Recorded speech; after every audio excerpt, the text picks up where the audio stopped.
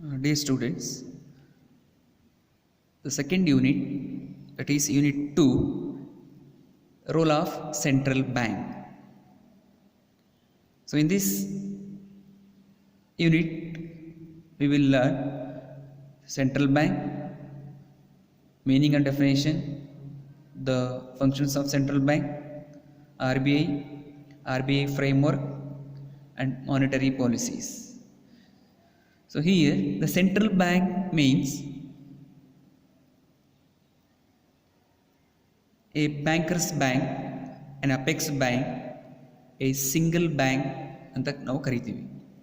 So ಕನ್ನಡದಲ್ಲಿ ಹೇಳೋದಾದರೆ ಕೇಂದ್ರ ಬ್ಯಾಂಕ್ ಅಂತ ಹೇಳ್ತೀವಿ. ಸೊ ಅಂದರೆ ಈ ಸೆಂಟ್ರಲ್ ಬ್ಯಾಂಕ್ನ ನಾವು ಕೇಂದ್ರ ಬ್ಯಾಂಕ್ ಅಂತ ಹೇಳ್ತೀವಿ. ಕೇಂದ್ರ ಬ್ಯಾಂಕ್ ಅಂತ ಹೇಳಿದ್ರೆ ಇದು ಒಂದು ರಾಷ್ಟ್ರದ ಇಡೀ ಹಣಕಾಸಿನ ಚಟುವಟಿಕೆಗಳನ್ನು ಇತರೆ ಬ್ಯಾಂಕ್ಗಳಿಗೆ ಮುಖಾಂತರ ನಿರ್ವಹಿಸುವಂತಕ್ಕಂಥ ಒಂದು ಏಕೈಕ ಬ್ಯಾಂಕ್, ಅದನ್ನು ನಾವು ಕೇಂದ್ರ ಬ್ಯಾಂಕ್ ಅಂತ ಹೇಳ್ತೀವಿ. The central bank is one of the most powerful economic institutions of the country. The activities of central bank are regarded essential for the proper functioning of the government. Central bank occupies an important place in the monetary and banking system of every country. It is the apex bank of the country. In most countries, the central bank are opened in 20th century, but the Bank of England started as the central bank of the country from the second half of the 19th century. In USA, the central bank, the Federal Reserve System, was established in 1913. In India, the Reserve Bank of India was started only in 1935 as a central bank. There is no country in the world without having its central bank. Central banks are pivot of economic growth and development of every country. It acts as central point around which all financial activities of a country revolves. This is about an introduction to a central bank ಅಂತ ಹೇಳ್ತೀವಿ. So ಎಲ್ಲ ಪ್ರತಿಯೊಂದು ದೇಶದಲ್ಲೂ ಕೂಡ central bank ಅಂತ ಒಂದು bank ಇದ್ದೇ ಇರುತ್ತೆ. ಸೊ ಒಂದೊಂದು ಕಡೆ ಒಂದೊಂದು ದೇಶದಲ್ಲಿ ಒಂದೊಂದು ರೀತಿಯಲ್ಲಿ ಕರೀತಾರೆ. ಸೊ ನಮ್ಮ ಇಂಡಿಯಾದಲ್ಲಿ ಸೆಂಟ್ರಲ್ ಬ್ಯಾಂಕ್ ಅಂತ ಕರಿತೀವಿ. ಇಂಗ್ಲೆಂಡಲ್ಲಿ ಅಥವಾ USA ಫೆಡರಲ್ ರಿಸರ್ವ್ ಸಿಸ್ಟಮ್ ಅಂತ ಕರೀತಾರೆ. ಸೊ ಅಂದರೆ ಅದೇ ಒಂದೊಂದು ದೇಶದಲ್ಲಿ ಒಂದೊಂದು ರೀತಿ ಕರೀತಾರೆ. ಸೊ ಈ ಸೆಂಟ್ರಲ್ ಬ್ಯಾಂಕು ಎವ್ರಿ ಕಂಟ್ರೀಸ್ ಒಂದು ಪೀಕ್ ಬ್ಯಾಂಕ್, ಒಂದು ಅಪೆಕ್ಸ್ ಬ್ಯಾಂಕ್. ಸೊ ಎಲ್ಲ financial activities are undertaken are directions of the reserve bank central bank ಅಂಡರಲ್ಲಿ ನಡೆಯುವಂತಕ್ಕಂಥದ್ದು. ಅದಕ್ಕೆ ಸೊ ಯಾವುದೇ ರೀತಿಯ ಗೌರ್ಮೆಂಟ್ ಫಿನಾನ್ಷಿಯಲ್ ಆ್ಯಕ್ಟಿವಿಟೀಸ್ ಆಗಿರ್ಬೋದು, ಇದು ಒಂದು essential for the proper functioning of the every countries government. Central bank occupy an important place in the monetary and banking system of the every country. So ನಮ್ಮ ಇಂಡಿಯಾದಲ್ಲಿ ಈ ಒಂದು central bank ಅನ್ನೋ ಒಂದು concept 1935ನಲ್ಲಿ implement ಆಗಿದೆ. ಗೊತ್ತಾಗ್ತಿದೆಯಾ? So ಇಲ್ಲಿ ನಮ್ಮ ಇಂಡಿಯಾದಲ್ಲಿ ನಾವು ಸೆಂಟ್ರಲ್ ಬ್ಯಾಂಕ್ ಅಂತ ಅಂದ್ಕೊಂಡಾಗ, ಕೇಂದ್ರ ಬ್ಯಾಂಕ್ ಅಂತ ಅಂದ್ಕೊಂಡಾಗ ನಮ್ಮ ಮೈಂಡಲ್ಲಿ ಬಂದುಬಿಡಬೇಕು reserve bank of India, RBI ಅಂತ ಕರಿತೀವಿ. ಸೊ ನಮ್ಮ ಇಂಡಿಯಾದ ಸೆಂಟ್ರಲ್ ಬ್ಯಾಂಕ್ ಯಾವುದು ಅಂತ ಹೇಳಿದ್ರೆ RBI, reserve bank of India. ಇದನ್ನು ನಾವು ಬ್ಯಾಂಕರ್ಸ್ ಬ್ಯಾಂಕ್ ಅಂತ ಕರಿತೀವಿ, ಅಪೆಕ್ಸ್ ಬ್ಯಾಂಕ್ ಅಂತ ಕರಿತೀವಿ.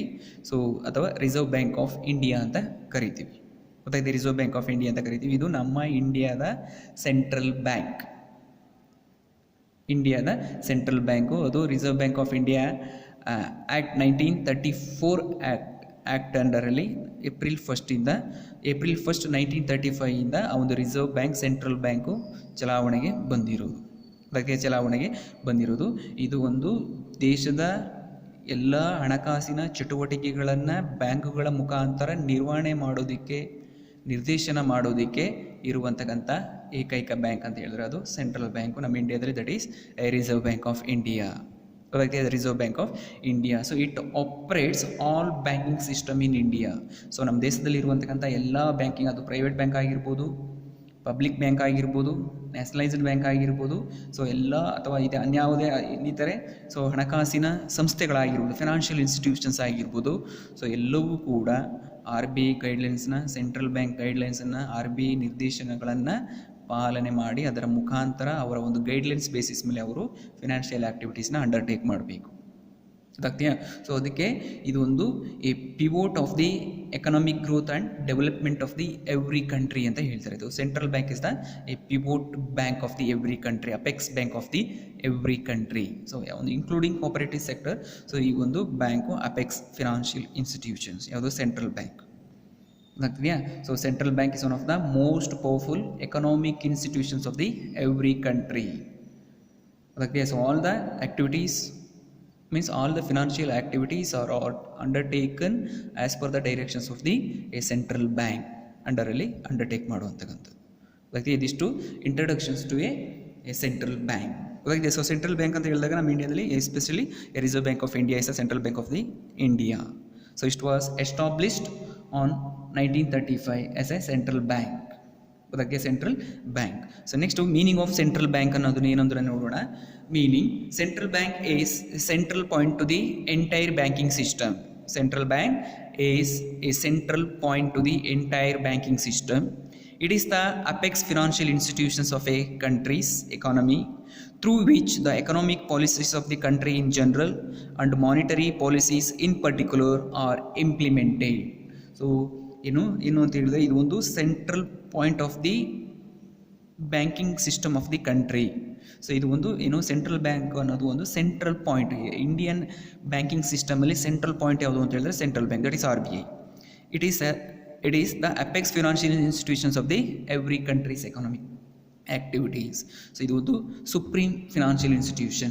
Apex means a supreme apex financial institutions of the country's economy through which the economic policies of the country, next to the monetary policies of the country are implemented as per the directions of the Reserve Bank of India. It operates the economic policies, it operates and executes monetary policies of the country. ಇದು meaning. Central bank is the central point to the entire banking system. It is the apex financial institution of a country's economy through which the economic policy of the country in general and monetary policies in particular are implemented. So this is about a meaning of a central bank. Next to definitions. So ಏನು definition, ವ್ಯಾಖ್ಯಾನ ಏನು ಅಂತ ಹೇಳಿದ್ರೆ, according to Samuelson, every central bank has one function. Every central bank has one function, that is it operates to control economy. It operates to control economy, supply of money and a credit activities. So these are all the functions operated by a central bank. So every central bank has one function. It operates to control economic activities of the country or manages economical activities of the country, supply of money to the country through the banks. So banks ಇಲ್ಲಿ ಮನಿನ supply ಮಾಡೋದು, ಮನಿನ print ಮಾಡುವಂತಕ್ಕಂಥದ್ದು, ಮನಿನ supply ಮಾಡುವಂತಕ್ಕಂಥ ಕೆಲಸ, ಮನಿನ manage ಮಾಡುವಂಥ ಕೆಲಸ, ಮತ್ತು credit facilities, credit create ಮಾಡುವಂಥದ್ದು, ಸಾಲ ಸೌಲಭ್ಯಗಳನ್ನು ಒದಗಿಸ್ಕೊಡುವಂಥದ್ದು, ಸಾಲವನ್ನು ಈಗ ಬ್ಯಾಂಕ್ ಮುಖಾಂತರ ಒಂದು ಆ ಕಂಟ್ರೀಸ್ ಕಸ್ಟಮರ್ಸ್ಗೆ, ಆ ಕಂಟ್ರೀಸ್ ಪೀಪಲ್ಗೆ ಸೊ ಪ್ರೊವೈಡ್ ಮಾಡಿಕೊಡುವಂತಕ್ಕಂಥದ್ದು, ಸಾಲ ಸೌಲಭ್ಯಗಳಿಗೆ ಡೈರೆಕ್ಷನ್ಸ್, ರೂಲ್ಸ್ ಆ್ಯಂಡ್ ರೆಗ್ಯುಲೇಷನ್ಸ್ನ ಫಾರ್ಮ್ ಮಾಡುವಂತಕ್ಕಂಥ ಕೆಲಸವನ್ನು ಈ ಬ್ಯಾಂಕ್ ಮಾಡುತ್ತೆ. According to one more definition, according to de Kock, a central bank is the bank which constitutes the apex of the monetary policy and banking structure of its country. So ಇದು ಒಂದು apex financial institution. A central bank is the bank which constitutes the apex of the monetary policies of that particular country and banking structure. So ಆ ಒಂದು banking ಸ್ಟ್ರಕ್ಚರ್ಸ್ನ constitute ಮಾಡುತ್ತೆ. So ಆ banking structure ಏನು ಒಂದು ಇಂಡಿಯಾದಲ್ಲಿ ಇರುತ್ತೆ. ಸೊ ನಮ್ಮ ಇಂಡಿಯನ್ ಬ್ಯಾಂಕಿಂಗ್ ಸ್ಟ್ರಕ್ಚರ್ನ ಕಾನ್ಸ್ಟಿಟ್ಯೂಟ್ ಮಾಡುವಂಥದ್ದು, ಇಂಡಿಯನ್ ಬ್ಯಾಂಕಿಂಗ್ ಸ್ಟ್ರಕ್ಚರ್ಸ್ನ ಆಪರೇಟ್ ಮಾಡುವಂತಕ್ಕಂಥದ್ದು ಯಾವುದು? Our central bank, that is reserve bank of India. So reserve bank of India directions basis ಮೇಲೆ ರಿಸರ್ವ್ ಬ್ಯಾಂಕ್ ಆಫ್ ಇಂಡಿಯಾ ಏನು ರೂಲ್ಸ್ ಆ್ಯಂಡ್ ರೆಗ್ಯುಲೇಷನ್ಸ್ನ ಫಾರ್ಮ್ ಮಾಡಿರುತ್ತೆ, ಆ ಒಂದು ರೂಲ್ಸ್ ಆ್ಯಂಡ್ ರೆಗ್ಯುಲೇಷನ್ಸ್ನ ನಮ್ಮದು ಇಂಡಿಯನ್ ಬ್ಯಾಂಕಿಂಗ್ ಸ್ಟ್ರಕ್ಚರ್, ಒಂದು ಇಂಡಿಯನ್ ಬ್ಯಾಂಕಿಂಗ್ ಸಿಸ್ಟಮು ಏನು ಮಾಡುತ್ತೆ, ಫಾಲೋ ಮಾಡುತ್ತೆ. ಸೊ ಫಾಲೋ ಮಾಡುವಂಥದ್ದು ದಟ್ ಈಸ್ ಸೆಂಟ್ರಲ್ ಬ್ಯಾಂಕ್ನ directions, central bank guidelines, central bank principles ಏನು ಫಾರ್ಮ್ ಮಾಡುತ್ತೆ, ಸೊ ಅದನ್ನು ಇಂಡಿಯನ್ ಬ್ಯಾಂಕಿಂಗ್ ಸ್ಟ್ರಕ್ಚರು ಏನು ಮಾಡುತ್ತೆ, ಫಾಲೋ ಅಪ್ ಮಾಡುತ್ತೆ.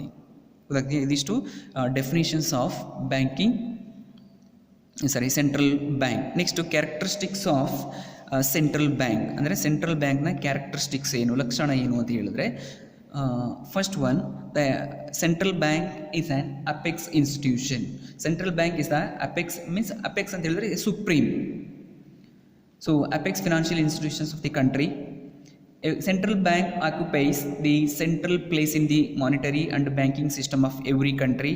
It is the apex bank of a country through which the economic policies of the countries are implemented. So central ಬ್ಯಾಂಕ್ನ ಅಥವಾ reserve bank of ಇಂಡಿಯಾನ ನಾವು ಆ ಒಂದು ಕಂಟ್ರೀಸ್ ಸುಪ್ರೀಂ ಫಿನಾನ್ಷಿಯಲ್ ಇನ್ಸ್ಟಿಟ್ಯೂಷನ್ಸ್ ಅಂತ ಕರಿತೀವಿ. ಸೊ ಅದು ಮಾನಿಟರಿ ಪಾಲಿಸೀಸ್ ಆಗಿರ್ಬೋದು, ಬ್ಯಾಂಕಿಂಗ್ ಸಿಸ್ಟಮ್ಸ್ನ ಆಪ್ರೇಟ್ ಮಾಡೋದಕ್ಕೆ ಇರುವಂತಕ್ಕಂಥ ಒಂದು ಏಕೈಕ ಸಂಸ್ಥೆ ಅಥವಾ supreme financial institution. Second one, no profit motive. Usually central bank has no profit motive. ಅಂದರೆ ಅವರಿಗೆ ಪ್ರಾಫಿಟ್ ಮಾಡಬೇಕು ಅನ್ನೋ ಒಂದು ಉದ್ದೇಶ ಇಲ್ಲ, ಆಗ್ತಿದೆಯಾ ಅಂದರೆ. So central bank has no profit motive. A central bank aims at maximising the public welfare through monetary means. A central bank should act only in the public interest and for the welfare of the country as whole and without regard to profit as a primary consideration. So ಒಂದು ಈ reserve bank of India ಅಥವಾ primary central bank ಏನು ಅಂದರೆ ಅವರು ಪ್ರಾಫಿಟನ್ನು, ಲಾಭವನ್ನು ಗಳಿಸುವಂತಕ್ಕಂಥ ಉದ್ದೇಶವನ್ನು ಹೊಂದಿರೋದಿಲ್ಲ. ಅವ್ರದ್ದು ಏನು ಕೆಲಸ ಅಂತ ಹೇಳಿದ್ರೆ, ಸೊ ಈ ಒಂದು ಪಬ್ಲಿಕ್ ವೆಲ್ಫೇರ್ನ ಅಂಡರ್ಟೇಕ್ ಮಾಡುವಂಥದ್ದು with regard to monetary activities. So public ವೆಲ್ಫೇರ್ನ ಅಂದರೆ ಸಾರ್ವಜನಿಕರ ಹಣಕಾಸಿನ ಕುಂದುಕೊರತೆಯನ್ನು ನಿವಾರಿಸುವಂತಕ್ಕಂಥದ್ದು, ಹಣಕಾಸಿನ ಬಗ್ಗೆ ಕೇರ್ ಮಾಡುವಂತಕ್ಕಂಥ ಒಂದು ಫಿನಾನ್ಷಿಯಲ್ ಇನ್ಸ್ಟಿಟ್ಯೂಷನ್ಸ್. ಮತ್ತು public a central bank should act only in the public interest for welfare of the country's economy as whole. ಅವ್ರದ್ದು ಕಂಟ್ರೀಸ್ ಎಕಾನಮೀಸ್ನ ಅಂಡರ್ಟೇಕ್ ಮಾಡುವಂಥದ್ದು. ಸೊ ಸಾರ್ವಜನಿಕರಿಗೆ ಸಂಬಂಧಪಟ್ಟಂಥ ಹಣಕಾಸಿನ ಸ್ಥಿತಿಗತಿಗಳನ್ನು ಒಂದು ಸಮತೋಲನದಲ್ಲಿ ಮ್ಯಾನೇಜ್ ಮಾಡುವಂತಕ್ಕಂಥದ್ದು. ಸೊ ಅವ್ರಿಗೆ ಯಾವುದೇ ರೀತಿಯ ಹಣವನ್ನು ಗಳಿಸಬೇಕು, ಪ್ರಾಫಿಟನ್ನು ಮಾಡಬೇಕು ಅನ್ನೋದು ಅವರ ಉದ್ದೇಶ ಅಲ್ಲ. ಸೊ ಒಂದು ದೇಶದ ಹಣಕಾಸಿನ ಸ್ಥಿತಿಗತಿಯನ್ನು, ಹಣಕಾಸಿನ ಚಟುವಟಿಕೆಗಳನ್ನು ಸಮತೋಲನದಲ್ಲಿ, ಒಂದು ದೇಶದ ಆರ್ಥಿಕತೆಯನ್ನು ಸಮತೋಲನದಲ್ಲಿ ಕೊಂಡೊಯ್ಯುವುದು ಇದರ ಒಂದು ಮುಖ್ಯ ಉದ್ದೇಶ. ಪ್ರಾಫಿಟ್ ಮಾಡುವುದು, ಲಾಭ ಗಳಿಸುವುದು ಒಂದು ರಿಸರ್ವ್ ಬ್ಯಾಂಕ್ನ ಒಂದು ಸೆಂಟ್ರಲ್ ಬ್ಯಾಂಕ್ನ ಉದ್ದೇಶ ಅಲ್ಲ. Next, controls the economy. The central bank influence the economy in desirable directions by controlling and managing the expansion and contraction of volume of money through various methods of credit control. By using various credit controls, the Reserve Bank of the central bank direct the controlling and managing the expansion and contraction of the volume of money through the various credit control measures. Next, last one, use the monetary means. So use the monetary means. A central bank is the national financial institution created to operate and influence the economy in desirable directions through which monetary activities or monetary policies.